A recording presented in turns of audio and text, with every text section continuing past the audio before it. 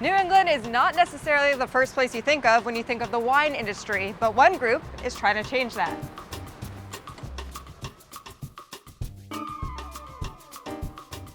Thank you all for coming out to the second blind tasting of the Boston Sommelier Society in 2020. Each group will pour for the table next to them. Let's get started and see how we do.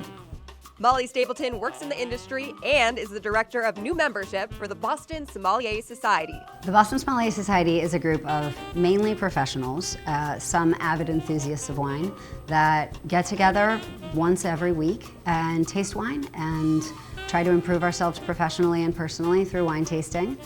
We do it because we're passionate about wine, but we also do it because we want to learn more and we want to improve our skills in the workplace. It puts a bit more of a spotlight on the wine scene here, which is very exciting. And a lot of times, because it's in the shadow of New York City, people don't pay as much attention. We want to keep growing and building on that. We taste 3 whites blind and 3 reds blind. And we go through a sheet where we analyze the structure of the wine and the taste of the wine. So for example, the different flavors we get, fruit notes for example. So I would go for something on the golden pear and golden apple. I don't get any oak on my palate. Maybe it's neutral.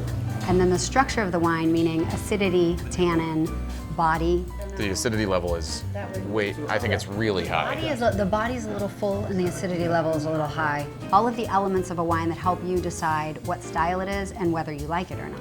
Potential grape varieties here. I have to say Riesling. However, I do believe that it's one with age.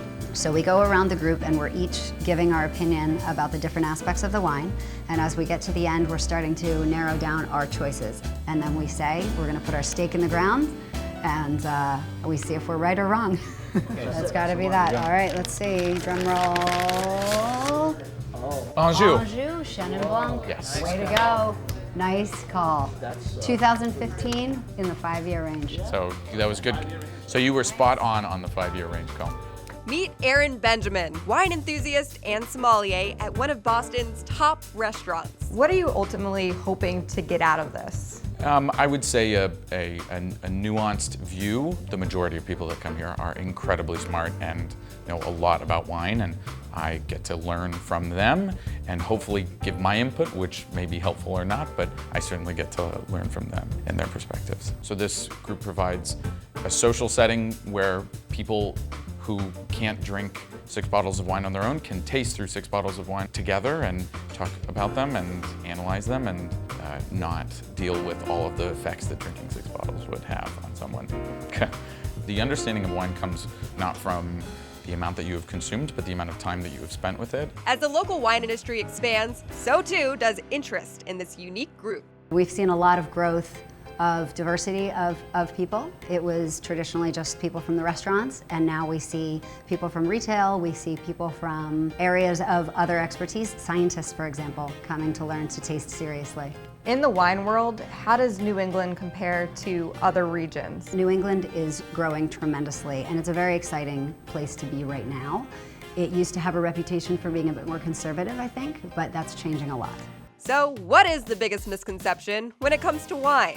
The one that probably drives me the craziest is that you should like certain wines and you shouldn't like other wines. You should really drink what you like, first and foremost, and then drink what you think you might like next and explore. And you're not going to like everything, but you'll find your own path to discovering wines that you really love.